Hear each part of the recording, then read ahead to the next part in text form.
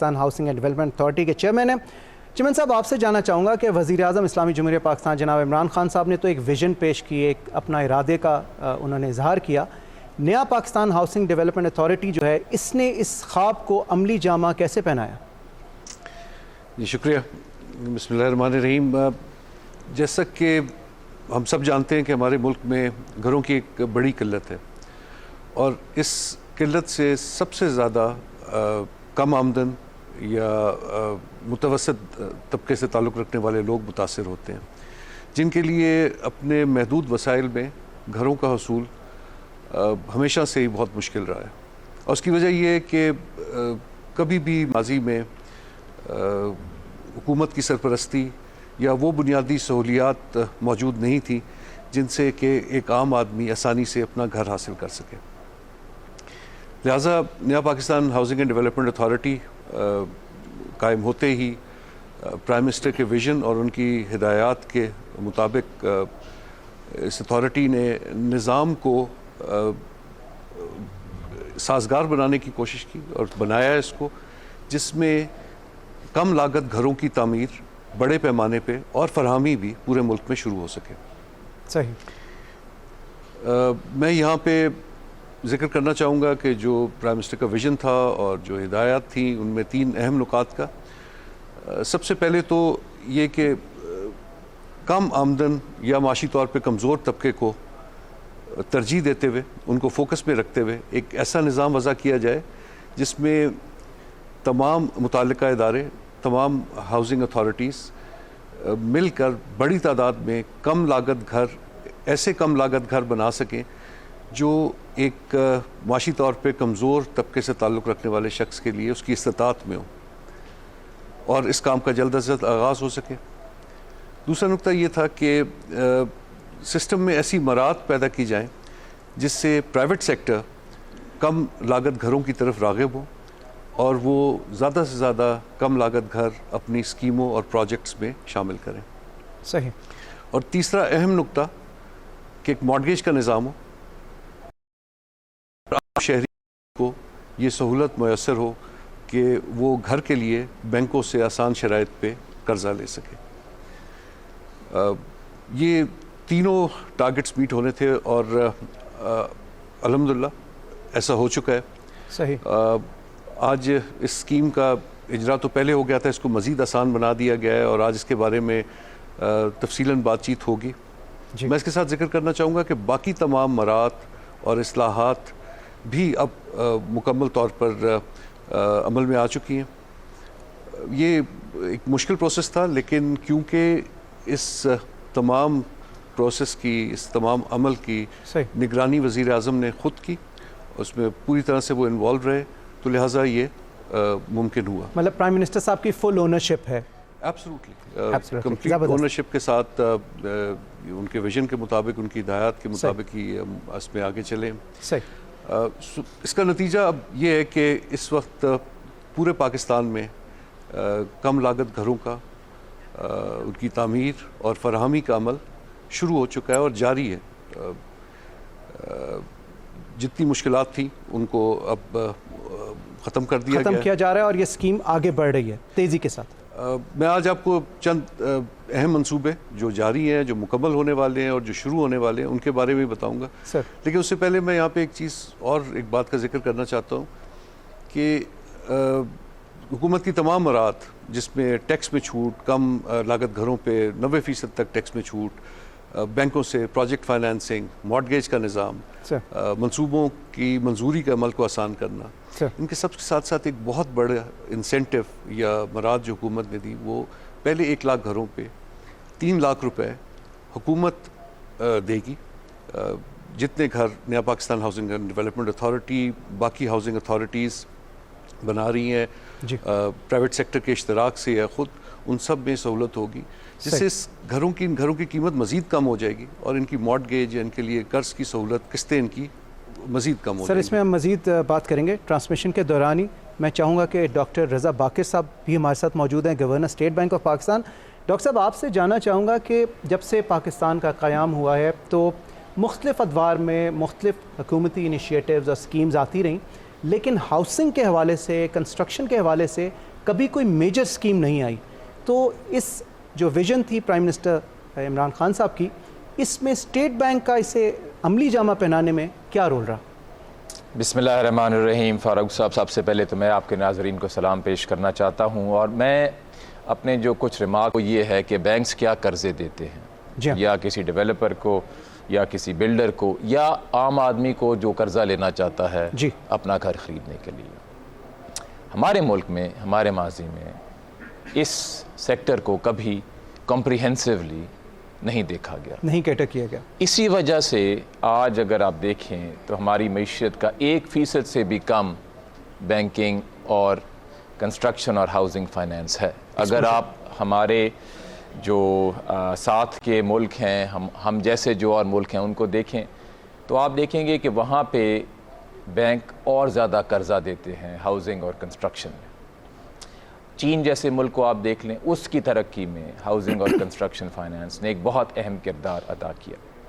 State bank का इसमें ये रोल है कि बैंकों के साथ एक पार्टनरशिप बनाए, और जो मुश्किलात पहले आ रही थीं जिसकी वजह से बैंक आसान शराइत पे आम आदमी को कर्जा नहीं दे रहे थे, उन मसलों को हल किया जाए, और जहाँ पे ज़रूरत पड़े जी वहाँ पे बैंक्स पे टारगेट लगाए जाए। मुझे बड़ी खुशी है कि जब से ये सिलसिला शुरू हुआ है जी, और जब से जनरल साहब के साथ मिल के हमें ये काम करने का मौका मिला है जी, तो चंद ही महीनों में बैंकों ने 42 अरब से अपने कर्जे बढ़ाए हैं हाउसिंग और कंस्ट्रक्शन फाइनेंस के लिए। सही। और जो आम आदमी के लिए जो आसानियां पैदा करनी है, और जब से ये स्कीम शुरू हुई है तो इसमें तकरीबन 40 अरब की एप्लीकेशंस आ चुकी हैं, अब तक आ चुके हैं।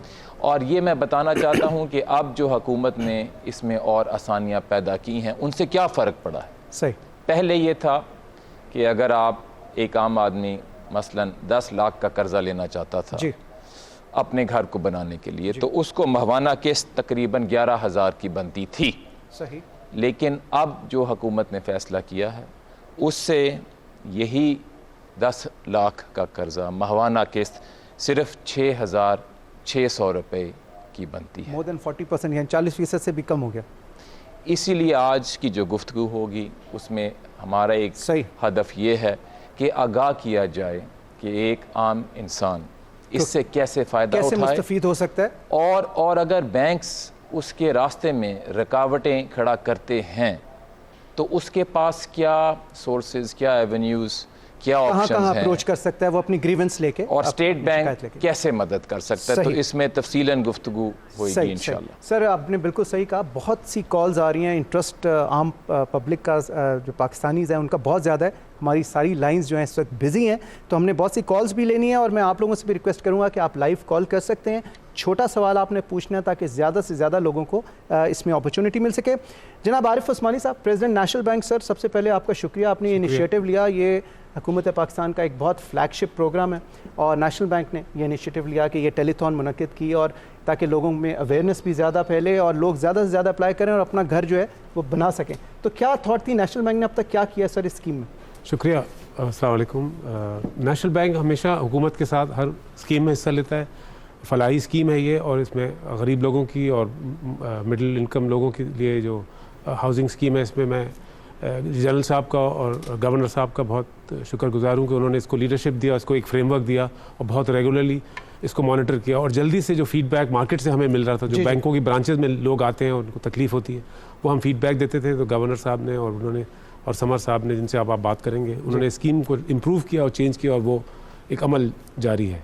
हमारी 1500 से ज़्यादा ब्रांचें हैं, हर जगह लोग जा सकते हैं और हर जगह इनको फीडबैक मिलेगा, और उनको सिखाएंगे इसको कैसे कर्जा लेना है। 680 ब्रांचेस वो हैं जो ये ख़ास लोन देती है। मैं खुद इसको डेली ट्रैक करता हूँ, और हमारा कॉल एप्लीकेशंस को खुद डेली ट्रैक डेली ट्रैक करता हूँ, नंबर ऑफ एप्लीकेशंस, कौन अप्रूव हुआ, कैसे नहीं हुआ, और क्या वजूहत है जिसकी वजह से ये नहीं हो रहा। और कॉल सेंटर को भी अब हमने ट्रेन कर दिया है, और इंशाल्लाह हमारी एप्लीकेशंस 15 अप्रैल से मैं सर मुझे ये बताएं कि इंटरनेट पे भी आ सकेंगे कि मैं कर्जे के लिए अप्लाई करता हूँ और मैंने एप्लीकेशन जमा करा दिया, अब उस पर कोई रिस्पांस नहीं आ रहा और मैंने ट्रैक करनी है, तो मैं आपको फ़ोन करके पूछूं कि मेरी एप्लीकेशन का क्या? मेरे ख्याल से अब मैं बता ही देता हूँ आपको कि मैं अब ये पर्सनली, क्योंकि मेरा अपना पर्सनल गोल है और मैं शेयर करता हूँ इस विजन को बहुत ज़ोर शोर से, तो मैं एक नंबर भी रिवील करने वाला हूँ जिस पे आप मुझे पर्सनली फ़ोन करके व्हाट्सएप दे के मुझसे पर्सनली पूछ सकते हैं कि आपकी एप्लीकेशन का क्या नंबर है सर, बताइए। 0302 556 776। ये यानी- मेरा ओके, आप ये कह रहे हैं just dedicated to the low cost housing. 0302 556 7776 जी। इस नंबर पे व्हाट्सएप करके या कॉल करके आप, ये अभी स्क्रीन पे मैं प्रोड्यूसर साहब से रिक्वेस्ट करूंगा कि अगर वो फ्लैश कर दें, आप प्रेसिडेंट नेशनल बैंक को डायरेक्टली अपनी एप्लीकेशन, अगर आपको कोई शिकायत है या कोई डिले आ रहा है, कोई भी मसला है, तो आप इनको अप्रोच कर सकते कल हैं। से एक्टिव होगा। ये कल से एक्टिव होगा। चलें सर, ज़बरदस्त, थैंक यू वेरी मच कि आपने इस ट्रांसमिशन में इसका इफ्तिताह किया। हमारे साथ सैयद समर हसनैन साहब भी मौजूद हैं, executive director state bank of Pakistan, लेकिन उनसे पहले एक कॉल लेंगे सर। सगीर अहमद साहब गुजर खान से हैं, उनसे बात करेंगे। वालेकुम अस्सलाम जी, आपकी आवाज़ मुझे बेहतरीन आ रही है जी। जी, क्या कहना चाहेंगे आप सगीर साहब? देखिए, मैं कहना अगर वज़ीर-ए-आज़म साहब ने गरीब के लिए छत का सिलसिला शुरू किया है तो मैं ये कहना चाहूँगा खदारा गरीब की रहनुमाई करें और इसको दर बदर होने से बचाएं और बैंक को हिदायत दें कि गरीब को रवैया इख्तियार करें ताकि गरीब को फायदा हो सके। सही सही सही, बहुत शुक्रिया, thank you, your comment taken. अगला सवाल जी, अगला सवाल, एक और कॉलर हमारे साथ लाइन पे हैं जी। अस्सलाम वालेकुम। अस्सलाम वालेकुम जी, आवाज़ आ रही है आपको? अच्छा ठीक, मेरे ख्याल में कॉल ड्रॉप हो गई है। जनाब सैयद समर हसनैन साहब director state bank of Pakistan मौजूद हैं। सर, डॉक्टर साहब ने हमें बताया कि आपने स्कीम में कुछ चेंजेस किए हैं, क्योंकि आपको जब फीडबैक मिला, जब आपने ये स्कीम लॉन्च की, तो लोगों की सहूलत के लिए आपने इसमें कुछ चेंजेस किए हैं। उस हवाले से मैं आपसे पूछना चाहूँगा। एक सिंह सर कॉलर हमारे साथ, सॉरी ये क्योंकि लाइव ट्रांसमिशन है जी, कॉलर से हम बात करेंगे। अस्सलाम वालेकुम। वालेकुम अस्सलाम, मैं उल्फत मुस्तफ़ा बात कर रही हूँ गुजरांवाला से। जी मैडम, फरमाइए, क्या कहना चाहेंगे? मुझे स्पेशली तो रजा बाकिर साहब से बात करनी है और बाकी पैनल से भी मेरा एक क्वेश्चन है जी। तो काइंडली मुझे इसका प्रॉपर जवाब चाहिए। सबसे पहले ये है कि गवर्नमेंट काफ़ी अरसे से कह रही है कि घरों के लिए कर्जे मिलेंगे, ठीक है, लेकिन बैंक वाले ये कहते हैं कि गवर्नमेंट जो मर्जी कहती रहे, हमने अपने प्रोसीजर को फॉलो करना है, जो कि बनता भी है। ओके। लेकिन सवाल ये है कि बैंक का प्रोसेस इतना डिफिकल्ट है कि जो जिस बंदे के पास घर नहीं है वो डॉक्यूमेंट्स अपने कागजात कहाँ से लेके आए सबमिट करवाने के लिए। ठीक है मैडम, बहुत शुक्रिया, बहुत शुक्रिया आपके सवाल का। आप मेरे ख्याल में गालिबन ये पूछना चाह रही हैं कि जो डॉक्यूमेंटेशन है वो बहुत मुश्किल है, कम्बरसम है, तो उसकी वजह से आम इंसान के लिए वो एप्लीकेशन पूरा करना मुश्किल है। डॉक्टर साहब, आप जवाब देना चाहेंगे? जी, ये आपका बड़ा अहम सवाल है जी। मैं इसमें 2-3 बातें अर्ज़ करना चाहूँगा। सबसे पहले तो ये है कि हमने बैंकों के साथ मिल के, अगर आपने कर्ज़ा लेना है तो उसमें जो डॉक्यूमेंट्स चाहिए उसकी लिस्ट को स्टैंडर्डाइज़ कर दिया है, यानी कि सारे बैंक सिर्फ वही मांगेंगे और उससे ज़्यादा नहीं मांगेंगे। और इसमें हमने ज़्यादा से ज़्यादा आसानियाँ पैदा की हैं। शनाख्ती कार्ड, पासपोर्ट साइज़ फ़ोटोग्राफ, अगर आपकी कहीं पे एम्प्लॉयमेंट है तो वहाँ से आपको एक सर्टिफिकेट मिलता है वो, और 2-3 सिर्फ और चीज़ें। लेकिन ज़ाहिर है आपका ये सवाल इसीलिए आपने किया क्योंकि शायद आपको इसमें दिक्कत आई होगी। तो मैं आपको बताना चाहता हूँ कि स्टेट बैंक ने हमारे मुल्क में 16 दफातर हैं और गुजरांवाला में भी एक दफ्तर है। हमने हर दफ्तर में एक हेल्प डेस्क कायम किया है, जिसका मकसद ये है कि अगर आपको किसी बैंक से कंप्लेंट है कि आप वहाँ से प्राइम मिनिस्टर साहब की स्कीम का फ़ायदा उठाने गई और बैंक ने आपको फैसिलिटेट नहीं किया, तो आप वहाँ पे जाएं और अपनी कंप्लेंट को दर्ज करवाएं। एक ऑनलाइन पोर्टल है। हमारा जो दफ्तर गुजरांवाला में ट्रस्ट प्लाज़ा GT रोड पे है और वहाँ के जो हमारे चीफ़ मैनेजर हैं उनका नंबर है 05592000310, मोहम्मद वहीद अख्तर साहिब। सर, ये वेबसाइट पे भी इंफॉर्मेशन मौजूद है? ये वेबसाइट पे भी इंफॉर्मेशन मौजूद है। मैं अपने साथ इसलिए लाया हूँ ताकि कम से कम इन 16 शहरों में जो लोग रहने वाले हैं सर, अगर इनको कोई दिक्कत आए तो स्टेट बैंक ने ये हेल्प डेस्क इसीलिए बनाए हैं कि लोगों को फैसिलिटेट किया जाए। सही। और फिर स्टेट बैंक जो है, हमारे अफसरान उस बैंक से फॉलो अप करेंगे आपकी कंप्लेंट को मुकम्मल तौर पे दर्ज करने के बाद। तो इसका ज़रूर फ़ायदा उठाएं और हमें फ़ीडबैक भी दें कि इससे आपको कितना फ़ायदा। सर, मैं कहना चाहूँगा सर, ये एक बहुत अहम सवाल आपके कॉलर ने किया है मोहतरमा ने, जी। कि ये जो इस प्रोग्राम की जो कामयाबी है वो मुकम्मल तौर पे मुनहसर है बैंक्स की कारकर्दगी पर। बेशक बैंक्स को ये पूरी सहूलतकारी, कानून, हर चीज़ जो है हुकूमत ने अपनी तरफ से उनके लिए तमाम वो सहूलियात, तमाम वो कानून साजी और तमाम जो भी इसके खदोखाल हैं उसको हमने बड़ा डिफ़ाइन करके अब ये उस पे, इसका मतलब ये नहीं है कि हुकूमत पीछे हो गई। हमारी कोशिश यही होगी कि हम नज़र रखें कि ये प्रोग्राम और ये जो इसके जो समरात हैं वो उन लोगों तक बग़ैर तकलीफ़ के और आसानी से उन तक पहुंच सकें। सही। तो इसलिए बैंक्स का किरदार बहुत ही अहम है। तो मैं ये इन्फर कर रहा हूँ कि तमाम स्टेक होल्डर्स जो हैं वो इस पर गहरी नज़र रखे हुए हैं, जिसमें स्टेट बैंक भी शामिल है, हुकूमत भी शामिल है। एक सवाल जल्दी से लेंगे जी। अस्सलाम वालेकुम। वालेकुम सलाम जी, कौन सा बात कर रहे हैं? उबैद बात कर रहा हूँ, सक्कर से, उबैद खान। जी उबैद सक्कर से, फरमाइए क्या कहना चाहेंगे? मैं कहना चाहूँगा कि हम जैसे मैं यूज कार का खरीदो फरोख्त का कारोबार करता हूँ और हम कोई बैंक अकाउंट रन नहीं करते, तो उस हवाले से फिर हम इस स्कीम से हम कैसे फायदा उठा सकेंगे, क्योंकि हमारा तो कोई बैंक अकाउंट नहीं है। ओके, बहुत शुक्रिया आपके सवाल का। सर आप डॉक्टर साहब। जी, ये सवाल बहुत दफ़ा आया कि अगर किसी का बैंक अकाउंट नहीं है तो क्या वो इससे फ़ायदा उठा सकता है। तो इसका जवाब बिल्कुल उठा सकता है फ़ायदा। हमारी जो डॉक्यूमेंट्स रिक्वायर्ड हैं उसमें जब आप लोन को अप्लाई करने जाते हैं तो उसमें बैंक अकाउंट का होना लाजमी नहीं। जैसा कि मैंने पहले कहा, इसमें बहुत ही मुख्तसर सी डॉक्यूमेंट्री रिक्वायरमेंट्स हैं। एक दफ़ा जब आपका लोन अप्रूव हो जाएगा और वो डिसबर्स होएगा तो उस वक़्त वो एक बैंक अकाउंट में डिसबर्स होगा, लेकिन जो अकाउंट खोलने के लिए डॉक्यूमेंट्स चाहिए वो लोन एप्लीकेशन की डॉक्यूमेंट से कुछ ज़्यादा नहीं है। और हम तो चाहेंगे कि और लोगों के अकाउंट्स भी खुलें ताकि उनको बैंकों से जो सहूलियात मिल सकती हैं उनका भी फ़ायदा उठाएं। सही। एक और कॉलर हमारे साथ जी लाइन पे मौजूद है। अस्सलाम वालेकुम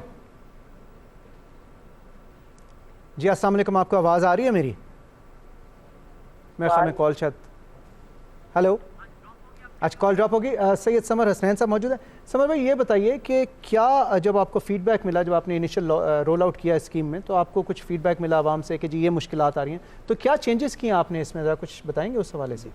शुक्रिया फ़ारूक साहब। मेरे ख्याल में इस टेलीथॉन का इससे बेहतर कोई वक्त नहीं हो सकता था, क्योंकि अभी सिर्फ 25 मार्च को ही इस स्कीम के अंदर कुछ बुनियादी तब्दीलियाँ की गई हैं। अगरचे स्कीम लॉन्च की गई थी अक्टूबर के अंदर, लेकिन जैसा कि गवर्नर साहब ने बताया था कि हमने जब बैंकों से इंट्रैक्शन किया तो एप्लीकेशंस तो हमारे पास बहुत सारी आ गई थी बैंकों के पास, लेकिन उसके मुकाबिल में जो घर अवेलेबल हो रहे थे वो नहीं मिल पा रहे थे। ये एक मुश्किल पेश आ रही थी। इसको एड्रेस करने के लिए फेडरल कैबिनेट ने अप्रूवल दी और 25 मार्च को जो सर्कुलर इशू किया गया है उसमें 2 या 3 चीज़ें बड़ी अहम है। मतलब सॉरी, आपकी बात काट रहा हूँ, एक सवाल हमारे साथ है, ये हम कंटिन्यू करेंगे। अस्सलाम वालेकुम जी। वालेकुम अस्सलाम जी मैडम, कौन बात कर रही हैं? बाना जी फरमाइए, आप क्या सवाल पूछना चाहेंगे? जी आपसे ये जी मैडम। जी फरमाइए। ये हमने जी ये कर्जे के हवाले से। जी फरमाइए। हाँ जी, क्योंकि हमारे मकान किराए का हमारा। हम जी मैं किसी के घर काम करती हूँ तो 15 से 20 हजार तक भाई हम कमा सकते हैं। मियाँ मेरा मजदूर है, वो भी 25-30 हजार हम महीना जी हमारी आमदन है। अगर हमें ये लोन मिल जाए, हमारे पास कोई चीज नहीं है जिसकी वजह से हम ये भाई कर सके, अगर हमारे शनाख्ती कार्ड की वजह से हमें ये मिल सकता है तो ये थी हमारी। बहुत शुक्रिया मोहतरमा, बहुत शुक्रिया। इसका जवाब कौन देना चाहेगा? जी मैं शुरू करता हूँ, फिर मैं रिक्वेस्ट करूँगा समर साहब से कि वो और भी वजाहत कर दें। सर तो देखें, हमारे मुल्क में बहुत सारे लोग हैं जो इनफॉर्मली एम्प्लॉयड हैं, यानी कि किसी फैक्ट्री में काम नहीं कर रहे या उनके पास कोई डॉक्यूमेंट्स नहीं हैं कि क्या उनको तनख्वाह मिलती है। तो उनको सपोर्ट करने के लिए इसमें ख़ास प्रोविजंस दी गई हैं कि आप जहाँ भी रहते हैं, अगर आपका कोई बिजली का बिल हो या कोई गैस का बिल हो या टेलीफोन का बिल हो या आप जहाँ से भी कोई और आपके अखराजात हों, तो उसकी बेसिस पर भी बैंक आपको कर्जा देगा। और मैं समर साहब से कहूँगा कि कुछ इसकी और वजाहत भी कर दें, और हमारे नेशनल बैंक के प्रेसिडेंट साथ मौजूद हैं, वो भी आपको बता सकते हैं कि बैंक्स जो हैं मसलन एक बैंक तो हमारे साथ है, उसके प्रेसिडेंट आपको खुद बता देंगे सेक्टर में जो लोग एम्प्लॉयड हैं उनको किस तरह फैसिलिटेट करें। तो समर साहब। अच्छा, उसका जवाब देना चाहूँगा। देखिए, पाकिस्तान में ये पहली मर्तबा हुआ है। अब तक पाकिस्तान में ये होता था कि बैंक जब कर्जे देते थे तो वो आमदनी देख के कर्जे देते थे। पहली मर्तबा ऐसा हुआ है वज़ीर आज़म के इस विजन के तहत कि अब बैंक इसको उल्टा कर रहे हैं, यानी वो ये देखते हैं कि आपके अखराजात कितने हैं अगर आपकी आमदनी बाकायदा नहीं है। और अभी मैं उस एग्जांपल की तरफ आऊँगा कि अगर किसी की अपनी दुकान है और उसका फॉर्मल प्रॉपर अगर उसका रिकॉर्ड मौजूद नहीं है, या कोई आदमी रिक्शा चलाता है, तो वो कितना कर्जा ले सकता है। देखें, जो चीज़ बुनियादी तौर पे चाहिए बैंक को, वो CNI से ही चाहिए, 2 फ़ोटो तस्वीरें चाहिए, अगर आप कहीं जॉब कर रहे हैं तो सैलरी स्लिप चाहिए, और अगर आप जॉब नहीं कर रहे, फ़र्ज़ करें आपकी कहीं कोई दुकान है, तो जहाँ जिस दुकान में आप काम कर रहे हैं या जिस दुकान से आप कारोबार कर रहे हैं, उस दुकान का कुछ किराया अदा करते होंगे, उस किराए की कोई रसीद मालिक मकान के साथ कि कितना किराया अदा करते हैं। आप जो जिस घर में रह रहे हैं अभी किराए के, उस घर का किराया अदा करते होंगे, जो आपके टेलीफोन के बिल्स हैं वो आप अदा करते होंगे, बिजली और या गैस के बिल अदा करते होंगे। बैंक क्या करते, बच्चों की स्कूल की फ़ीस अदा करते हैं। इन तमाम चीज़ों को बैंक मिलाकर ये निकालता है कि आपके इतने अखराजात हैं तो आपकी कितनी आमदनी होनी चाहिए, और उस आमदनी के हिसाब से फिर वो आपकी किस्त बनाता है। मसलन मैं आपको मिसाल दूंगा कि अगर आपकी आमदनी 13,000 रुपये है, तो एक ये उसूल है कि अपनी आमदनी का आधा आप या तो किराए के तौर पे देते हैं, और यही चीज़ आप मकान की किस्त के तौर पे दे सकते हैं, तो आप 10 लाख रुपए तक का लोन अवेल कर सकते हैं। अगर आपकी आमदनी 22,000 रुपए तक है तो 11,000 रुपए तक आप किस्त के तौर पे अदा कर सकते हैं। तो इसका मतलब ये है कि 20 लाख रुपए तक का आप लोन ले सकते हैं। सही। एक कॉलर हमारे साथ लाइन पे मौजूद है, बेतहाशा रश है जी कॉलर्स का। 0519215595 पे आप कॉल करके लाइव बात कर सकते हैं इस पैनल से। जी हमारे साथ कौन मौजूद है? अस्सलाम वालेकुम। अस्सलाम वालेकुम सर। वालेकुम अस्सलाम जी, कौन सा बोल रहे हैं? सर मेरा नाम मोहम्मद नासिर है और मैं शोबे के लिहाज से टेलर हूँ, अपारा मार्केट पे काम करता हूँ, मरी का रिहायशी हूँ। ओके जी नासिर साहब, तो मैंने सवाल ये करना है कि मेरी जो आमदनी है वो तकरीबन 25 से 30 हज़ार रुपये है। मेरा अपना कारोबार नहीं है, मेरी अपनी शॉप नहीं है, घर पे भी मैं रेंट पे रहता हूँ।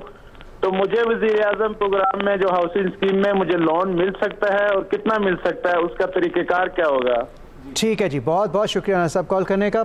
सबसे पहले तो वो नेशनल बैंक के करीब से करीब ब्रांच में जाएं और इंशाल्लाह वहाँ पे आपको सही जवाब मिलेगा।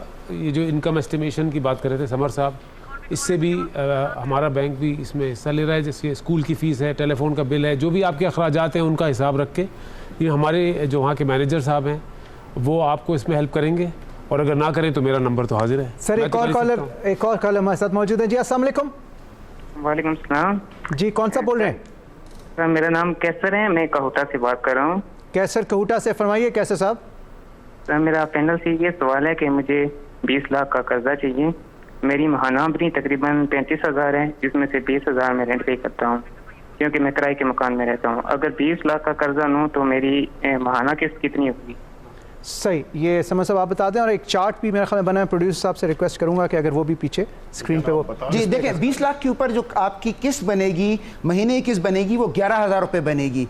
और 11,000 रुपये की किस्त का मतलब ये है कि आपकी आमदनी, जैसे मैंने पहले भी कहा, इससे दुगनी होनी चाहिए। 22,000 जो कि आप खुद बता रहे हैं कि 25,000 है, तो अगर आपकी 22,000 से ज़्यादा की आमदनी है तो आप इस पर बिल्कुल 20 लाख रुपये का कर्ज ले सकते हैं। सही। सर एक सवाल हमारे पास आया सर, ये चार्ट भी इस वक्त आप स्क्रीन पे देख सकते हैं तमाम व्यूअर्स कि कितना कर्ज आपने लेना हो और उसकी माहाना किस्त कितनी बनेगी। तो आप ये आपकी नॉलेज के लिए, इन्फॉर्मेशन के लिए।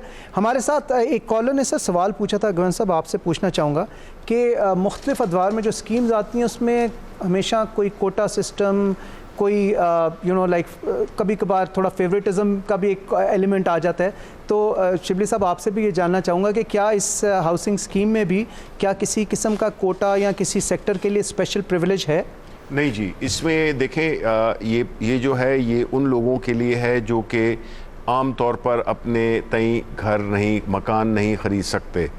ये सिर्फ उन लोगों के लिए है, और इसमें कोई, जिस तरह मैंने शुरू में कहा कि कोई तफरीक नहीं है, ये हर एक के लिए है। और हर वो शख्स जो कि घर ख़रीदना चाहता है, बिकॉज़ प्राइम मिनिस्टर साहब का यही विज़न है कि उन लोगों को के लिए सहूलत मुहैया की जाए जो कि अपने तई मकान नहीं ख़रीद सकते, लेकिन वो जो, और ख़ास तौर पे वो जो कि किराए के मकान पे रहते हैं, उनकी किस्त बजाय इसके कि वो सारी उम्र किराए देते में गुजर जाए, उससे वो 20 साल या 25 साल में वो उस घर के वही किस्त देते हुए उस घर के मालिक बन जाएं। तो ये हर आम पाकिस्तानी के लिए, ये हर आम पाकिस्तानी सर आप के इसे लिए। ट्रांसपेरेंसी कैसे गवर्नर साहब इस पे इंश्योर करते हैं कि ट्रांसपेरेंट?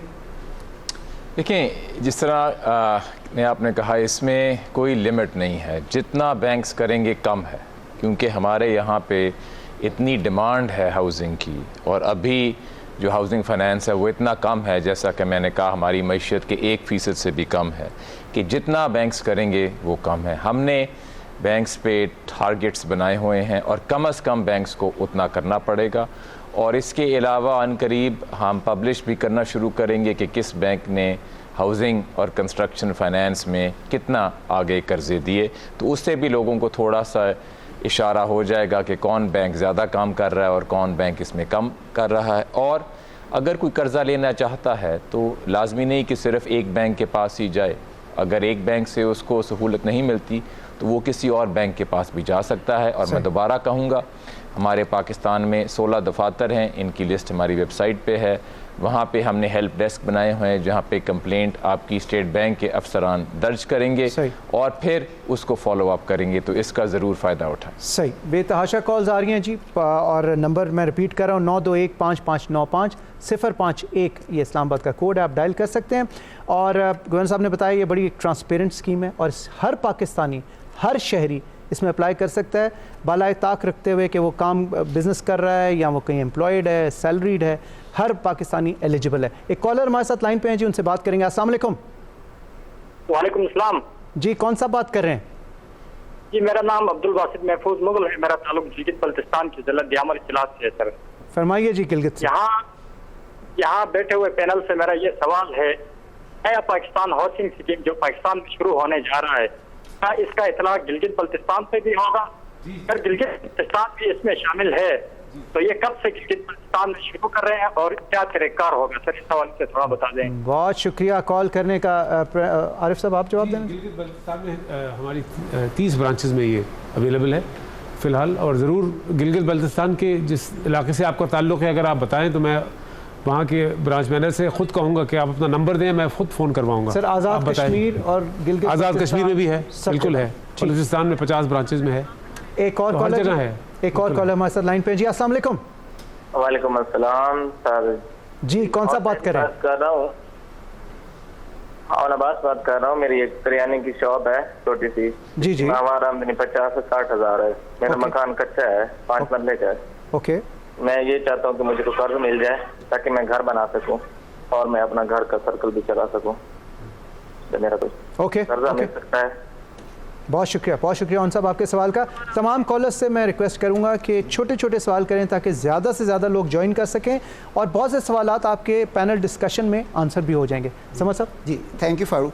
देखें, आपके लिए तो बाकी और लोगों की निस्बत ये कर्ज़ा हासिल करना बहुत ज़्यादा आसान है, क्योंकि आपके पास ऑलरेडी एक ज़मीन मौजूद है जिस पे एक कच्चा मकान बना हुआ है। तो इसका मतलब ये है कि ज़मीन का टाइटल आपके पास मौजूद है, तो बैंक की आधी मुश्किलात जो लीगल डॉक्यूमेंट्स की होती है वो तो यहीं हल हो गई। तो आप नहायत आसानी के साथ कर्ज़ा लेकर इस ज़मीन के ऊपर और आप अपना पक्का मकान तैयार कर सकते हैं। सही, बहुत शुक्रिया। आई थिंक ये इनके सवाल का जवाब भी आ गया। सर एक और अहम सवाल जो सैयद जुनैद अब्दुल्ला साहब हैं लाहौर से, इन्होंने किया, ये जानना चाह रहे हैं कि क्या ये शरिया के असूलों के ऐन मुताबिक है ये स्कीम? गवर्नर साहब आप इस पर अगर कुछ रोशनी। जी बिल्कुल, आप बैंकों से जाके शरिया के असूलों के मुताबिक भी कर्जे ले सकते हैं और इसमें बैंक्स आपको फैसिलिटेट करेंगे। काफ़ी सारे बैंक्स मसलन मीज़ान बैंक, एक दो और बैंक खासकर शरिया कंप्लाइंट कर्जे ही फराहम करते हैं। सही। लेकिन इसमें ये भी कह दें कि ये सिर्फ जो कि गैर मुस्लिम हैं उनके लिए भी ये फैसिलिटी अवेलेबल है। तमाम पाकिस्तानी शहरियों के लिए, तमाम पाकिस्तानी शहरियों के लिए ये फैसिलिटी जो है ये अवेलेबल है। इस पर वो अवेल कर सकते हैं। आप लोग लाइव कॉल करके ज्वाइन कर सकते हैं इस टेलीथॉन को। 051-921-5595 हमारा नंबर है। यहाँ पे बहुत ही अहम शख्सियात मौजूद हैं जो आपके, जैसा कि गवर्नर स्टेट बैंक ने बताया कि बहुत सी इन्फॉर्मेशन अगर आपकी एक्सेस है वेबसाइट पे तो स्टेट बैंक की वेबसाइट पे मौजूद है कि आपने शिकायत अगर आपको कोऑपरेशन नहीं मिल रही बैंक से, तो आप कहाँ पे शिकायत का इंदराज कर सकते हैं, और यकीनन स्टेट बैंक का अमला जो है वो आपको वापस आके बताएगा कि आपने किस तरह से इस मसले का हल करना है। सर, आपसे अनवर अली हैदर साहब, आपसे जानना चाहूँगा कि और मेजर कौन से प्रोजेक्ट्स हैं जिस पे हाउसिंग के, जिस पे हुकूमत पाकिस्तान और आपकी अथॉरिटी काम कर रही है? जी शुक्रिया। जैसा मैं पहले ज़िक्र कर रहा था कि हुकूमत ने जितनी मराहत दी हैं और जितनी इस्लाहात हुई हैं निज़ाम में, उसके बाद अब ना सिर्फ तमाम अथॉरिटीज़ जिनके मैं मनसूबों का जिक्र करना चाहूँगा, प्राइवेट सेक्टर का इसमें बहुत दिलचस्पी बढ़ गई है। इस वक्त हमारे पास प्राइवेट सेक्टर से 70 से ज़्यादा प्रपोज़ल आए हुए, जिनमें से 45 प्रपोज़ल हमने इब्तदाई तौर पे शॉर्टलिस्ट कर लिए हैं, जिनके तहत 73,000 घरों का कम लागत घरों पे इनकी तामीर का आगाज़ अगले इंशाल्लाह 2 महीनों में हो जाएगा। और उसके साथ साथ एक जिस तरह प्राइवेट सेक्टर का पहले हमारे पास प्रपोज़ल आया हुआ था, उस पर काम शुरू हो गया, बहुत तेज़ी से काम जारी है। इस्लामाबाद जोन 5 में उस 3,800 घरों पे उसका पहला फ़ेज़ इसी साल अक्टूबर में डिलीवर हो जाएगा लोगों तक। इसके साथ साथ मिनिस्ट्री ऑफ हाउसिंग के तहत 18,400 घरों पे इस वक्त पूरे पाकिस्तान में इंतहाई तेज़ी से काम जारी है, और इनमें 3,300 घर इसी साल की आखिरी सहमाही में लोगों को डिलीवर कर दिए जाएंगे। कुछ बड़े मंसूबे जो आने वाले हैं, पंजाब में 10,000 घरों का एक मंसूबा, इसको हमने पेरी अर्बन मंसूबे का नाम दिया है। तमाम ज़िलों में, पंजाब के 20 ज़िलों में इसका आगाज़ होगा और बाद में इसको बढ़ा के तमाम तहसीलों तक लेकर जाया जाएगा। पहले फ़ेज़ में इसमें 10,000 घर हैं, इंतहाई सस्ते घर। इस्लामाबाद में एक 4,400 घरों का मंसूबा सीडी और नेफ्डा के साथ मिल के फराश टाउन में शुरू होने जा रहा है, अगले माह उसका इफ्तिताह होगा। लाहौर में LDA सिटी का 4,000 का मंसूबा, 4,000 फ्लैट्स का मंसूबा, अगले माह के शुरू में उसका इफ्तिताह होगा। इसी तरह KP गवर्नमेंट ने एक मंसूबा नौशेरा में 1,300 घरों का अगले माह के शुरू में ही उसका इफ्तिताह होगा। बलूचिस्तान में 2 मंसूबे 3,000 घरों के, उनका इफ्तिताह मई के शुरू में होगा। इस्लामाबाद में एक मंसूबा संगजानी के मकाम में 2,500 घरों का नेफ्डा का मंसूबा, उसका इफ्तिताह मई के शुरू में होगा। और साथ में ये भी जिक्र करना चाहूँगा अखूवत को, जिसको हुकूमत ने 5 अरब रुपए दिए थे, फाउंडेशन की बात करें, अखूवत फाउंडेशन को इंटरेस्ट फ्री लोन दिया था, उनके ज़रिए 8,600 घर मुकम्मल हो चुके हैं और उसमें 70% लोग घरों में शिफ्ट भी कर चुके हैं। सही। सो बहुत बड़े पैमाने पे अब इस पे काम शुरू हो चुका है, और अब आप देखेंगे कि इसकी साथ साथ डिलीवरी भी शुरू हो जाएगी, लोगों को घर मिलना भी शुरू हो जाएंगे। आपने वर्कर्स वेलफेयर फ़ंड में आपने पिछले देखा हफ्ते प्राइम मिनिस्टर ने 1,500 घरों का तकसीम का आगाज़ किया। उनके 2 मंसूबे 3,000 घरों के अगले महीने दोबारा आप देखेंगे कि लोगों को डिलीवर किए जाएंगे, और ये वर्कर्स को मालिकाना हुकूक के साथ मिल्कियत की बुनियाद पर दिए जाएंगे। तो यानी खाली बात की हद तक ये बात नहीं है, बल्कि अमली जामा भी इसे पहनना शुरू कर दिया इसने। और वो ख़ास तौर पे वो लोग जो कि कहते थे कि कहाँ है वो मकान, कहाँ पे है एक ईंट, तो वो उनको बताने के लिए कि देखें ये पाकिस्तान में कभी पहले ऐसे जो कम आमदनी वाले लोग हैं उनके लिए कभी सोचा ही नहीं गया। सही। ये पहली दफ़ा है कि एक ऐसा मंसूबा तैयार किया गया है जिसमें कि हर पाकिस्तानी जो कि एक कम आमदनी से ताल्लुक़ रखता है उसको ये के हवाले से, लेकिन फाइनेंसिंग के हवाले से जो रुकावटें दूर की हैं, अगर आप इजाज़त दें तो मैं जल्दी से आधे मिनट के अंदर उसको लिस्ट डाउन कर दूं, क्योंकि ये वो चीज़ है जो कि नाज़रीन को मालूम होनी चाहिए। अभी फेडरल कैबिनेट ने इसको अप्रूव किया, 25 मार्च को इसका इंस्ट्रक्शन भी इशू कर दी गई। पहले रिक्वायरमेंट ये थी इस स्कीम के तहत कि आप सिर्फ नया घर ही ले सकते हैं। देखिए नए घर की अभी सप्लाई आहिस्ता आहिस्ता चूँकि आ रही है, उसमें कुछ वक्त लगेगा, तो 2 साल के लिए ये शर्त मुअत्तल कर दी गई है। तो इसका मतलब ये है कि आप नए घर के अलावा भी ये कर्जा ले सकते हैं। इसके अलावा घर की कीमत जो थी वो बहुत कम महसूस की गई थी, और ये वो फ्रीक्वेंटली आस्क्ड क्वेश्चन था जो कि लोग अक्सर करते थे, तो वो उसके अंदर रकबे को रखा गया है, वो शर्त ख़त्म की गई है। कर्जे की रकम बहुत कम थी, कुछ लोगों ने कहा कि ये इस कर्जे की रकम के अंदर घर नहीं मिल सकते, घर नहीं खरीदे जा सकते, तो वो रकम भी बढ़ा दी गई है इसके अंदर। समझ साहब मैं आपको यहाँ पे रोकूंगा, सॉरी एक कॉल है हमारे पास, वो बात करेंगे फिर यहीं से कंटिन्यू करेंगे। जी अस्सलाम वालेकुम। जी अस्सलाम वालेकुम। वालेकुम अस्सलाम। जी कौन बोल रही हैं? जी सबीन आमिर बोल रही हूँ लाहौर से। जी सबीन फरमाइए, क्या पूछना चाहेंगे? एक्चुअली मुझे लोन के सिलसिले में बात करनी थी कि ये मोस्टली ये होता है कि अभी तक मैंने जब भी ट्राई किया लोन का सोचा, डेफिनेटली एक प्राइवेट जॉब करती हूँ और उसमें ये होता है कि आपकी विश होती है आप घर बना सकें या कुछ, लेकिन इतना लेंथी प्रोसेस होता है, डॉक्यूमेंटेशन रिक्वायर्ड होती है, परसेंटेज इसकी बहुत, इंटरेस्ट रेट बहुत ज़्यादा होता है, और वो एक तो ये लैक ऑफ इंफॉर्मेशन थोड़ी है कि इस प्रोजेक्ट के बारे में हमें इंफॉर्मेशन होनी चाहिए कि इसमें क्या चेंज है। दूसरा ये कि प्राइवेट जॉब करते हुए जॉब स्टेबिलिटी का भी इशू होता है, इसमें क्या फ्लेक्सिबिलिटी आप इन लोगों ने रखी है, उसके बारे में मैं थोड़ा सा जानना। ठीक है जी, एक और सवाल ले लेंगे। बहुत शुक्रिया मोहतरमा आपका कॉल करने का। जी अगले कॉलर हमारे साथ लाइन पे। अस्सलाम वालेकुम जी, कौन सा बात करें? जी अल्ताफ बात कर रहा हूँ मैं, डिग्री में तो खास सिंध से। जी अल्ताफ साहब फरमाइए, क्या कहना चाहेंगे? जी ये एक मैं कहना चाहूँगा कि अच्छा इनिशिएटिव है गवर्नमेंट की तरफ से, और मैंने अपना केस पुट अप किया था, वो स्मूथली प्रोसेस हो गया थ्रू मीज़ान बैंक फाइनल स्टेजेस में। बस ये 2 चीज़ें थी जिनमें प्रॉब्लम आई थी। एक तो वो जो क्लास सी के कंप्लीशन सर्टिफिकेट होना चाहिए प्रॉपर्टी का, दूसरा ये कि प्रॉपर्टी न्यू हो बिल्कुल, मतलब फर्स्ट रजिस्ट्रेशन, उसके हवाले से काफ़ी जो है ना प्रॉब्लम फेस करनी पड़ी थी ढूंढने में। अल्हम्दुलिल्लाह वो फाइनल हो गया। सही, चले बहुत शुक्रिया, आपने अपना एक्सपीरियंस शेयर किया। आपके अभी कमेंट पे हम बात करेंगे। जी समझ साहब। जी जैसे बिल्कुल इन कॉलर्स ने हमारे कहा कि वो उसी वजह से लोन रखा हुआ था क्योंकि उसमें नए होने की शर्त मौजूद थी, वो जैसी शर्त ख़त्म हो गई है अब उनको मिल सकता है। हम ये बात कर रहे थे कि पहले एक रिक्वायरमेंट ये भी थी कि घर का भी रकबा था और उसके ऊपर कवर्ड एरिया की भी रिक्वायरमेंट थी ओवर एंड अबव दैट, जिसकी वजह से बुनियादी मुश्किल ये पेश आ रही थी कि अगर किसी ने अपना घर बनाया हुआ है तो कुछ एक्सपेंशन करना चाहता है, ग्राउंड फ्लोर बना हुआ है, वो ऊपर बनाना चाहते हैं, वो नहीं बना सकता था। अब ये शर्त भी इसके अंदर दूर कर दी गई है। एक और मैं बताऊंगा जो सहूलत की गई है अभी बिल्कुल, वो ये था कि जैसे कुछ लोग रिटायरमेंट के करीब पहुंचते थे और उनकी रिटायरमेंट में से फॉर एग्जांपल 8 या 9 साल रह गए थे, तो पहले एक रिक्वायरमेंट ये वो करती थी कि 10 साल से कम का लोन नहीं मिलेगा। अब ये शर्त भी ख़त्म कर दी गई, अब 5 साल तक का लोन भी मिल सकता है। और सबसे अहम बात जो है वो एक नई कैटेगरी इंट्रोड्यूस की गई है। देखें अब तक तो लोग बैंकों के पास जाते थे, लेकिन अब ये सहूलत भी दे दी गई है कि जो माइक्रो फाइनेंस बैंक्स हैं, और चूंकि माइक्रो फाइनेंस बैंक्स ऐसे हैं जो कि इन किस्म के इलाकों के अंदर उनकी शाखें मौजूद हैं, उनको भी इजाज़त दे दी गई है। और इसमें हुकूमत पाकिस्तान ने बहुत ज़्यादा सब्सिडी बर्दाश्त की है। जैसे गवर्नर साहब ने भी कहा था, सेनेटर शिबली साहब ने भी कहा है कि जो फ़र्क है वो हुकूमत बर्दाश्त कर रही है, ये फ़र्क कितना है अगले 10 साल में, ये 35 अरब का वो फ़र्क है जो हुकूमत पाकिस्तान सब्सिडी के तौर पर बर्दाश्त करेगी ताकि ये मुहिम आगे से आगे चल सके। आम शहरी के लिए, आम पाकिस्तानी के लिए ये स्कीम क्योंकि बनाई गई है और इसी वजह से जैसे आपने कहा कि हुकूमत पाकिस्तान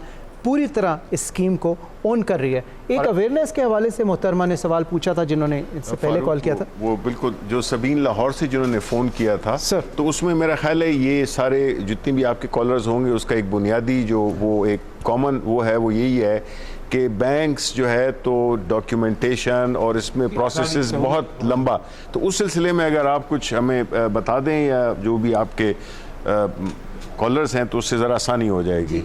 देखिए मैं बताना चाहूँगा कि जो डॉक्यूमेंटेशन रिक्वायरमेंट है और वो किसी एक बैंक पर नहीं है, वो तमाम पर स्टैंडर्डाइज कर दी गई है। कोई बैंक आपसे इससे ज़्यादा नहीं मांग सकता। और मैं दोबारा दोहराता हूँ वो चीज़ें क्या क्या हैं। आपका शनाख्ती कार्ड मांगेगा, आपके 2 तस्वीरें मांगेगा, आपका अगर कहीं जॉब कर रहे हैं चाहे सरकारी या प्राइवेट तो आपकी सैलरी स्लिप मांगेगा। अगर आप जॉब नहीं कर रहे हैं, किसी जगह पर आपकी अपना कोई कारोबार है, दुकान है, तो वो उस दुकान का किराए का एक स्लिप मांगेगा, कितना किराया अदा करते हैं, आपका अपने घर का किराया कितना आप अदा करते हैं जहाँ अभी आप रह रहे हैं वो, और मुख्तलिफ किस्म के बिल्स वगैरह हैं उसकी मालूमात करेगा और उसकी बुनियाद के ऊपर वो कर्जे को प्रोसेस कर देगा। देखिए पहले जो इन्होंने सवाल किया था ये मुश्किलात यकीनन पेश आ रही थी क्योंकि पहले इनफॉर्मल इनकम को आज से पहले पाकिस्तान में कभी रिकॉग्नाइज नहीं किया गया था।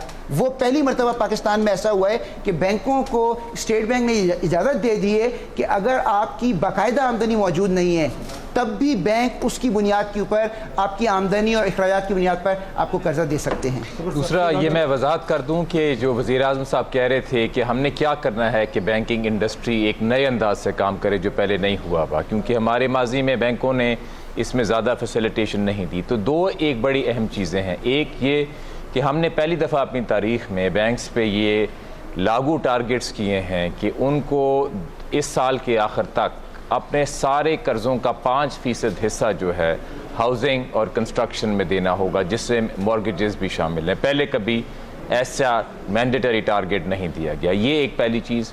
दूसरी चीज़, 5 महीने में जो 42 अरब का कर्ज़ा में इजाफा हुआ है हाउसिंग और कंस्ट्रक्शन में, इस दौरान कभी हमारी तारीख़ में इस रफ्तार से कर्ज़ा नहीं बढ़ा। और आज जो बिल्डर है और जो कंस्ट्रक्टर है उसको आसानी से कर्ज़े मिल रहे हैं नए घर बनाने का। और इंशाल्लाह इन सहूलियात से जो अब गवर्नमेंट ने की हैं, मॉर्गेजेस में भी वो आसानी आएगी। और जैसा कि हमने कहा कि स्टेट बैंक के ये 16 जो दफातर हैं, ये कंप्लेंट्स लेने के लिए आपका इंतज़ार कर। सही, एक सवाल कॉलर हमारे साथ लाइन पे है, आरिफ साहब, मैं उसके बाद आपके पास आता हूँ। जी अस्सलाम वालेकुम, कौन बात कर रहे हैं?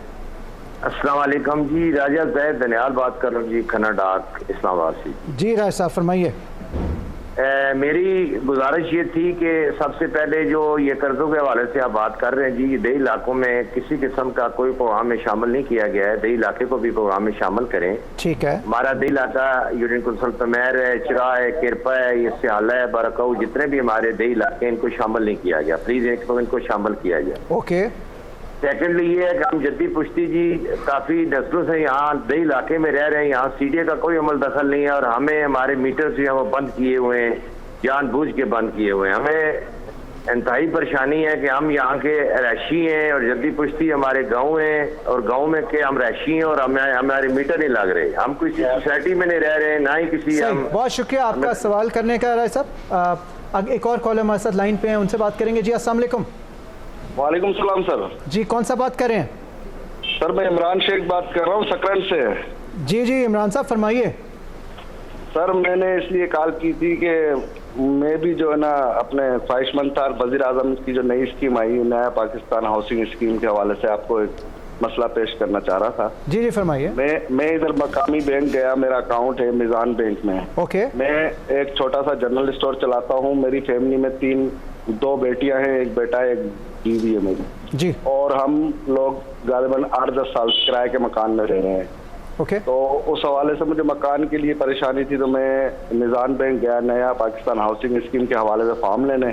जी। तो जनाब वहाँ के मैनेजर ने मुझे मायूस किया बहुत और कहा कि जनाब इसके अंदर बहुत पेचीदगियाँ हैं, आप अप्लाई नहीं कर सकते। तो मैंने कहा जनाब इसके टर्म ऑफ कंडीशन मुझे बता दें, अगर मैं लूँगा तो मैं अप्लाई कर लूँगा। तो उन्होंने कहा जनाब इसके लिए जो पहली बात तो सरकारी मुलाजिम नहीं होना चाहिए, दूसरी बात अपना ज़ाती घर नहीं होना चाहिए। मैंने कहा दोनों ही चीज़ मेरे पास नहीं है तो मैं अहल हूँ। तो उन मैनेजर साहब ने मुझसे कहा कि जनाब आप बाद में आइएगा, अभी मैं बिजी हूँ। हालांकि वो कोई मतलब इतने बिजी भी नहीं थे और मतलब कोई रिस्पॉन्स नहीं दिया मुझे। अच्छा सही इमरान साहब, बहुत शुक्रिया, आपकी शिकायत नोट कर ली गई है और इस हवाले से बात करेंगे। पहले राज साहब ने जी जो कॉल किया, गवर्नर साहब वो इस्लामाबाद के नवाही इलाकों की बात कर रहे हैं, बाराकऊ और सिहाला, वो कह रहे हैं जी वहाँ पे ये स्कीम एप्लीकेबल नहीं है, तो वो भी तो पाकिस्तान का हिस्सा है। तो इस बारे में आप जी ये देखें, ये स्कीम सारे पाकिस्तान के लिए है और कहीं भी घर हो जहाँ पे ज़मीन का टाइटल क्लियर हो तो इससे लोग फ़ायदा उठा सकते हैं। और जहाँ भी उनको कोई बैंक की ब्रांच हो वहाँ पे जाके वो ऐसा एक लोन ले सकते हैं। ज़मीन का टाइटल क्लियर होना चाहिए। ज़मीन का तो टाइटल क्लियर होना चाहिए क्योंकि उसी की बेसिस पे बैंक कर्जा देता है। बाहर के ममालिक में भी ऐसे ही होता है, तो ये कोई नई चीज़ नहीं है। और बहुत सारे लोगों के पास ज़मीन पहले से ही होती है, उस पर वो एक नया मकान बनाना चाहते हैं। पहले बैंकों से कर्जा लेना मुश्किल था और उसके जो दाम थे, जो शराइत थी वो ज़्यादा थी, जैसा कि मैंने वजाहत की। अब उसकी जो माहाना किस्त है वो तकरीबन आधी हो गई है और सिर्फ इसीलिए हुई है क्योंकि हुकूमत ने ये सब्सिडी दी है। इसके साथ जो मेरा ख्याल है सक्कर से सवाल था, इमरान शेख साहब ने सवाल किया था कि जी सरकारी मुलाजिम होना चाहिए जी, अगर आपको लोन चाहिए। इसमें ये शर्त बिल्कुल नहीं है कि सरकारी मुलाजिम होना चाहिए। और मैं उनको कहूँगा कि सक्कर में हमारा स्टेट बैंक का BSc का दफ्तर है, वहाँ पे जाके अपनी कंप्लेंट लिखवाएं। वहाँ का नंबर है 0300 5133 781 0300 वहाँ पे जाके जो हमारे चीफ मैनेजर साहब हैं, एक हेल्प डेस्क इसीलिए मौजूद है कि इन कंप्लेंट्स को दूर किया जाए। लेकिन सब के लिए ये मैं बताना चाहता हूँ, इसमें कोई शर्त नहीं है कि आपको सरकारी मुलाजिम होना हो। सर ये सकरंड से कॉल थी गवर्नर साहब, सॉरी। अच्छा, तसिया ये ज़िला नवाबशाह में ये है जगह सकरंड। तो आई एम श्योर ये वेबसाइट पे अवेलेबल होगा कि नवाबशाह में अगर आपको कोई मसला आ रहा है तो कहाँ कंप्लेंट कैसे। आरिफ साहब आप कुछ कहना चाह रहे थे, ऐड करना चाह रहे थे? ये मैं कह रहा था सबसे ज़्यादा ज़रूरी है ये कि हम इसको सिंप्लीफाई और करते जाएँ और एप्लीकेशन को स्टैंडर्डाइज करते जाएँ, जो समर साहब भी कह रहे थे। और इन लोगों ने हमारे साथ काम करके एक कंडीशन रखी है कि 30 दिन के अंदर अंदर सर इसका सोल्यूशन होना है। जब एप्लीकेशन कंप्लीट हो जाएगी तो सबसे ज़्यादा दिक्कत उनको कंप्लीशन में हो रही है लोगों को। अगर कंप्लीशन एक दफ़ा हो जाएगी तो 30 दिन का वायदा है और तो मॉनिटर करते हैं रेगुलरली। और समर साहब हमसे रोज़ पूछते रहते हैं। और मैं साथ ये भी बता दूं कि अगर अपनी ज़मीन ना हो तो आप फिर भी कर्जा ले सकते हैं। अगर आप कोई ज़मीन खरीदने जा रहे हैं तो आप फिर भी उसका कर्जा ले सकते हैं। सही। और इमरान शेख साहब ने सर शिकायत की बात की तो आपने तो अपना मोबाइल नंबर दे दिया। मैंने तो मोबाइल नंबर स्क्रीन पे हम फ्लैश कर रहे हैं कि अगर नेशनल बैंक में आप अप्लाई करते हैं, आपको कोई भी मसला आता है, कोई तंगी होती है तो आप डायरेक्टली प्रेसिडेंट नेशनल बैंक को आप अप्रोच कर सकते हैं। समझ साहब एक कॉलर को शामिल करेंगे, उसके बाद मैं आपके साथ हूँ। जी अस्सलाम वालेकुम। वालेकुम अस्सलाम। जी कौन सा बोल रहे हैं? रफीक बात कर रहा हूँ सर, बलोचिस्तान से। जी रफीक भाई फरमाइए, क्या कहना चाहेंगे? ये पूछना था मुझे कि ये कर्जा देने को जो अख्तियार है ये बैंक के पास है या कि हुकूमत का ये जो अथॉरिटी है इसके पास है? क्योंकि अगर बैंक के पास है तो फिर तो ये स्कीम कामयाब होती नजर नहीं आ रही, क्योंकि बैंक का क्या वास्ता है किसी गरीब शहरी से, या गरीब शहरी को क्यों कर्जा देगा? बैंक का तो अपना तरीकाकार है। हमने जब भी दरखास्त दिया तो अभी तक हमें किसी ने बताया नहीं। बैंक वाले से जब भी जाते हैं तो वो कोई ना कोई मसला डाल देते हैं। रफीक साहब आपके कमेंट का जवाब अभी लेते हैं। आरिफ साहब आप कुछ नहीं, मैं इसलिए कहूँगा कि ये पहले दिक्कत थी, गवर्नर साहब ने भी कहा, लोगों ने कहा कि बहुत स्कीम पहले नहीं थी। अब जो स्कीम्स है और हमारे पास जो टारगेट्स हैं बैंक की मॉनिटर कर रहे हैं परफॉर्मेंस, और हम लोग बहुत ज़्यादा हेल्प करने को तैयार हैं, इसलिए आपको ये दिक्कतें अब मौजूद नहीं होंगी। और आप प्लीज़ नेशनल बैंक की किसी भी ब्रांच में तशरीफ़ लाएँ जो आपके घर के पास हो, या कोयटा में रहते हैं आप? कहाँ? ये बलूचिस्तान से, इन्होंने इलाके का नाम नहीं बताया आपने। इलाके का नाम रफ़ीक साहब थे। रफ़ीक साहब आपको प्लीज़ ज़रूरी है कि आप ये नेशनल बैंक की किसी भी ब्रांच में तशरीफ़ लाएँ, और ये ज़रूर आपको महसूस नहीं होगा कि बैंक नहीं देना चाह रहा, बिल्कुल देना चाह रहा है। और अगर कोई आपको शिकायत हो, प्रॉब्लम आए तो आप मोबाइल नंबर पे आप प्रेसिडेंट साहब को डायरेक्टली मैसेज कर सकते हैं। और आपने पूछा अथॉरिटी किसके पास है सैंक्शन करने की, हुकूमत के पास है या बैंक के पास है? तो वो ये अथॉरिटी जी बैंक के पास है। कर्जा बैंक ने ही देना है और बैंक ने ही फैसला करना है कि उनको कर्जा जब देंगे तो आया उनको वापस भी मिलेगा कि नहीं। लेकिन हुकूमत इसमें बड़ी मदद कर रही है कि अगर कर्जे में कोई डिफ़ॉल्ट आती है तो कुछ हद तक हुकूमत उसकी रिस्क गारंटी भी दे रही है। ये एक स्कीम का बड़ा अहम हिस्सा है। सेंटर साहब आप बुनियादी तौर पे जो बलूचिस्तान से हमारे कॉलर थे रफ़ीक साहब, उनका बड़ा अहम सवाल था। इसमें बात यह है कि जो हुकूमत का काम है या था वो ये था कि उन्होंने एक लीगल फ्रेमवर्क तैयार किया है जिसके अंदर स्टेट बैंक और बैंक्स वो इस पर्टिकुलर इस हाउसिंग के इशू को रिजॉल्व करने के लिए एक ऐसा प्रोडक्ट तश्कील दें जिसकी कि जो कॉस्ट है वो ऐसी हो कि जिसमें कि हर गरीब आदमी भी उसको अदा कर सके, वो किस्त उसकी। अब ये जो है तो चूँकि एक नया प्रोडक्ट है, जिस तरह प्राइम मिनिस्टर साहब ने अभी ख़ुद भी कहा, इसलिए ये एक फ़र्ज़ हो गया है ये बैंक्स का। अब ये कोई वो नहीं है कि इख्तियार नहीं है कि वो कहें कि जी हम ये लोन नहीं देते, यानी वो अपनी जो भी डॉक्यूमेंटेशन है, जो भी उसकी कार्रवाई है वो करेंगे। लेकिन ये अब एक नया प्रोडक्ट के तौर पे सामने आया है जिसमें कि हुकूमत सब्सिडाइज़ कर रही है रेट्स को, और जो बैंक्स हैं वो एक बुनियादी जितने भी उसके लवाजमात हैं उसको पूरा करने के लिए अपना रोल अदा करेंगे। तो अभी ये अगेन जिस तरह मैंने कहा कि अब ये बैंक्स पे डिपेंड करता है कि वो किस हद तक इसको कामयाब बनाते हैं और किस तरह से उन लोगों के लिए, क्योंकि बैंक्स के लिए भी ये एक अच्छा बिजनेस है, क्योंकि जो उनकी जो मुनाफा है उसमें हुकूमत उनकी मदद कर रही है कि वो ये जो सस्ते लोन दे रहे हैं तो उसके जो फ़र्क है वो हुकूमत पाकिस्तान दे रही है। तो इसलिए ये जो है तो आपका हक बनता है, और ये एक प्रोडक्ट इंट्रोड्यूस किया गया है जिसमें कि आप ज़रूर पूरे एतमाद के साथ बैंक्स में जाके और जो भी उनकी शराइत हैं जो कि बहुत ही कम है उसको आप पूरा करें और इसके बेनिफिट कर सकते हैं। सही, इस पे मजीद बात भी करेंगे, लेकिन एक कॉलर को शामिल करेंगे। जी अस्सलाम वालेकुम। जी वालेकुम सलाम। जी कौन सा बोल रहे हैं? नुमान अली बात कर रहा हूँ जी, इस्लामाबाद से। जी नुमान साहब फरमाइए। मेरी पहले तो रिक्वेस्ट है जी, 3 साहब बैठे हुए हैं सामने, इनमें से कोई एक जाके जरा किसी भी बैंक से जो है ना इंफॉर्मेशन जरा गैदर कर लें, क्योंकि इंफॉर्मेशन पूरी नहीं मिल रही है, तसल्ली बख्श नहीं है। पहली चीज तो ये होगी। दूसरी चीज ये है कि काफी सारे लोग कॉल्स मिला रहे हैं लेकिन मिल नहीं रही उनकी, तो उनके बिहाफ पे भी मैं 4-5 क्वेश्चंस करना चाहता हूँ। 4-5 क्वेश्चन, चलिए जल्दी करेंगे आप। जी सबसे पहला क्वेश्चन तो ये है कि हमारी जो पे है वो बिटवीन 60,000 to 90,000 है। कोई जॉब करता है, कोई बिजनेस करता है, तो उनको मिल सकता है। दूसरी चीज ये है कि हमारे जो प्लॉट्स हैं वो इस्लामाबाद के सेक्टर से थोड़ा सा साइड पे हैं, जिनकी वैल्यू है 40 to 60 लाख। क्या उस पर लोन मिल सकता है? क्योंकि अगर 1 करोड़ से कम होगा लोन तो फिर तो वो घर नहीं बन सकता, उसका क्या फायदा। तीसरी चीज ये है कि जो हम लोग हमारा आईडी कार्ड है उसको मेन इनको रखना चाहिए, क्योंकि डॉक्यूमेंटेशन जितनी वो ज्यादा मांगेंगे उतना ज्यादा मुश्किल होता जाएगा ये चीज। फोर्थ चीज ये है कि जो कुछ एरिया इस तरह जिसमें हम नीचे शॉप्स बना सकते हैं, ऊपर रेजिडेंशियल बन सकता है उस पे। और फिफ्थ जो मेन क्वेश्चन है वो ये, इन केस ऑफ डेथ, क्योंकि हमारे जो बच्चे हैं वो तो छोटे हैं, क्या वो इस चीज को फिर सफर करेंगे, बेयर करेंगे, इसको किस तरह से लोग हैंडल करेंगे? बहुत शुक्रिया आपने साहब काफ़ी सारे सवाल पूछ लिए और बड़े पर्टिनेंट आपने सवालात नुमान साहब पूछे। तो समर साहब आप जवाब देना चाहेंगे? जी सबसे पहले तो मैं जवाब ये देना चाहूँगा कि आप बिल्कुल 1 करोड़ तक का, जैसे कि अभी रिवीजन जब ये तब्दीली की गई है उसके बाद आप 1 करोड़ रुपए तक का भी लोन ले सकते हैं। और उसकी अगर हम इंस्टॉलमेंट देखें तो उसकी इंस्टॉलमेंट तकरीबन जो महीने की बन रही होती है वो 77,000 रुपये बन रही होती है, जो कि अगर ये स्कीम ना होती तो 1 लाख से भी ऊपर थी, तकरीबन 1.25 लाख के करीब थी। तो अगर 77,000 रुपये की इंस्टॉलमेंट बनती है तो उसका मतलब ये है कि फिर आपकी आमदनी इसकी दुगनी होनी चाहिए, यानी आपकी आमदनी तकरीबन 1.5 लाख रुपए के करीब होनी चाहिए। लेकिन अगर आपकी तनख्वाह 1 लाख रुपए है तो फिर आप उतना कर्जा ले सकते हैं जिसकी इंस्टॉलमेंट 50,000 तक बन सके।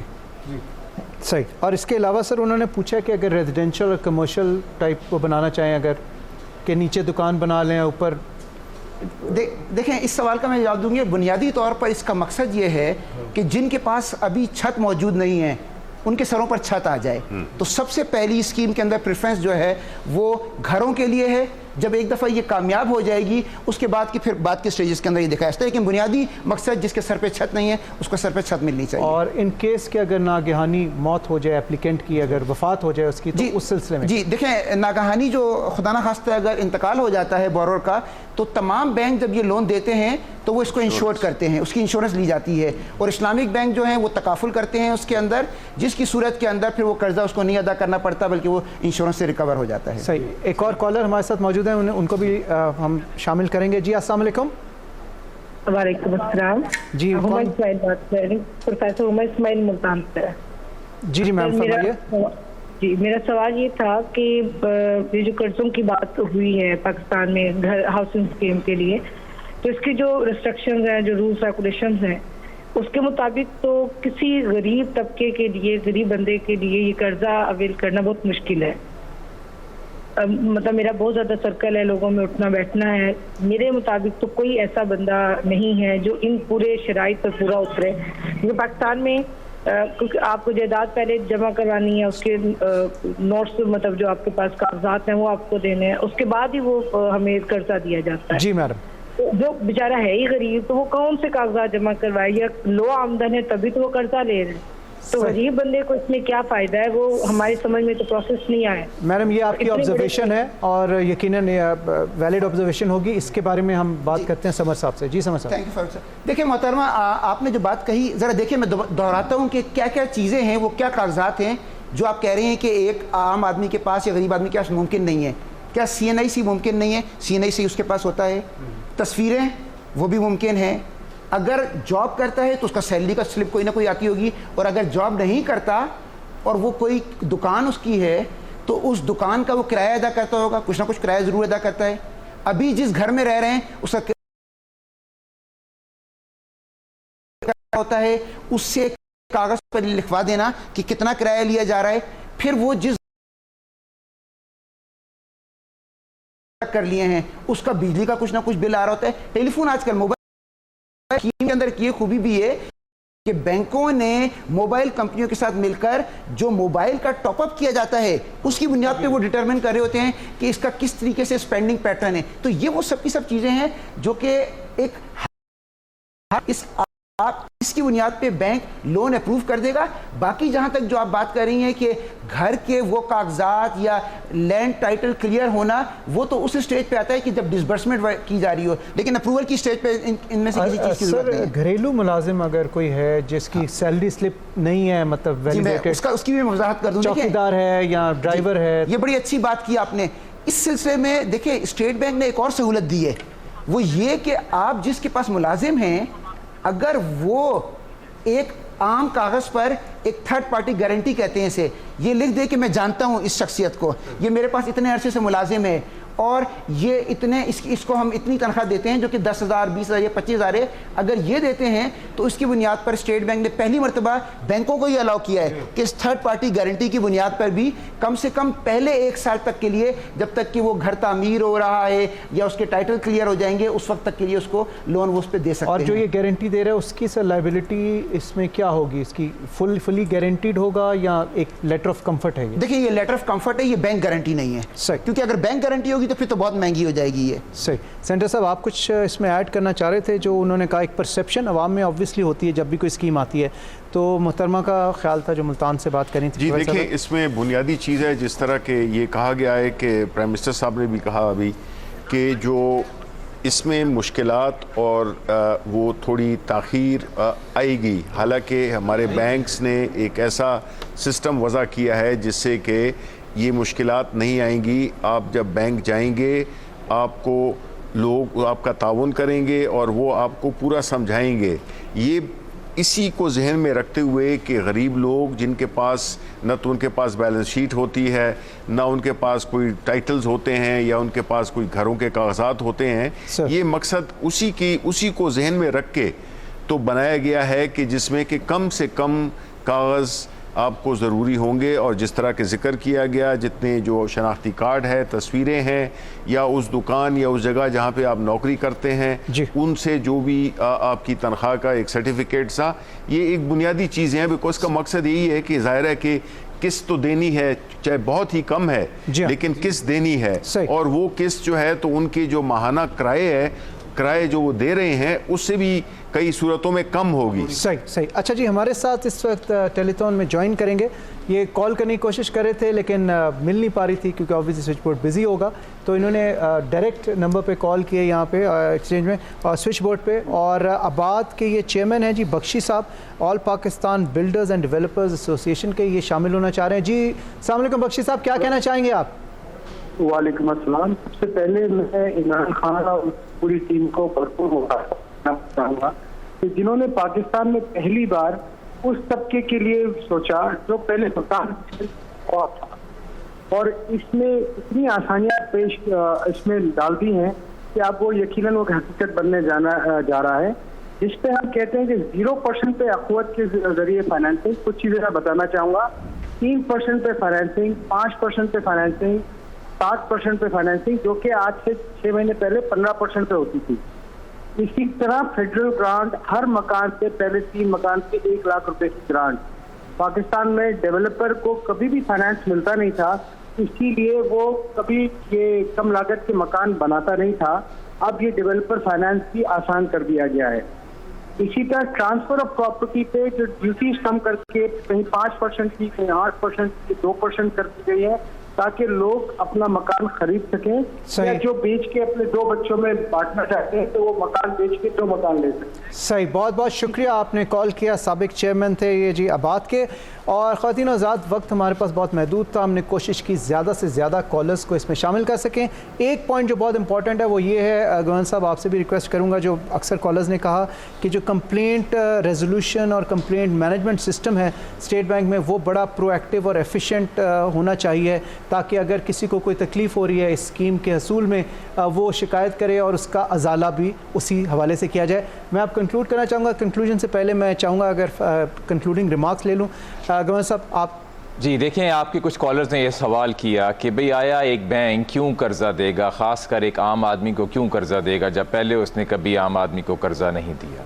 और इस सवाल में ये वज़न है क्योंकि माजी में ऐसा ही हुआ कि बैंक्स ने यहाँ पे ज़्यादा तवज्जो नहीं दी, लेकिन अब प्राइम मिनिस्टर साहब की विज़न के मुताबिक एक नया दौर आ रहा है और मेरी सबसे दरख्वास्त ये होगी कि ये जो नया दौर आ रहा है इसको आप आजमाएं। दो वजूहात हैं कि स्टेट बैंक जो कि रेगुलेटर है उसको उम्मीद है कि बैंक्स इसमें अब आपकी मदद करेंगे। पहली चीज़ ये है कि कंस्ट्रक्शन और हाउसिंग के फाइनेंस पे हमने मैंडेटरी टारगेट्स लगाए हुए हैं, यानी कि बैंकों को कुछ कर्जे देने के लिए अपने टारगेट्स मीट करने हैं। इसीलिए अब प्रेसिडेंट आबाद ने जिस तरह कहा कि अब उनके बिल्डर्स को कर्जे मिल रहे हैं, इसी तरह हम बैंक्स को मॉनिटर कर रहे हैं कि ये जो आसान शराइत पे छोटे तबके के लोगों के लिए कर्जे देने हैं इसमें बैंक्स क्या परफॉर्मेंस दिखा रहे हैं और इन टारगेट्स को हम लागू करेंगे। और इसका सबूत ये है